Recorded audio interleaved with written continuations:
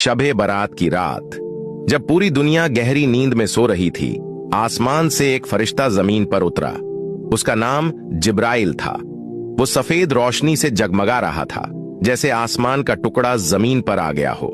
वो अल्लाह का पैगाम लेकर आया था, जिसमें लिखा था कि इस रात हर इंसान की तकदीर तय की जाएगी। फरिश्ता गली गली घूम रहा था, हर घर की दहलीज पर रुककर दुआओं को सुन रहा था। एक बूढ़ी मां जो अपनी बेटी के लिए रो रो कर दुआ मांग रही थी, उसकी आवाज फरिश्ते के दिल को छू गई। उसने आसमान की ओर देखा और फरियाद की कि इस मां की बेटी के नसीब में खुशियां लिख दी जाएं। उसी रात एक गरीब बच्चा जो भूखा सो गया था, उसकी झोपड़ी में फरिश्ते ने कदम रखा और उसकी झोली में बरकत भर दी। जिब्राइल ने हर उस इंसान की दुआ सुनी जिसका दिल सच्चा था और जो अल्लाह से माफी मांग रहा था।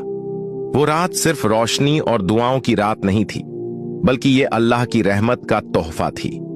जब फरिश्ता आसमान की ओर वापस जाने लगा, तो उसकी आंखों में इंसानों के लिए दुआओं का सैलाब था।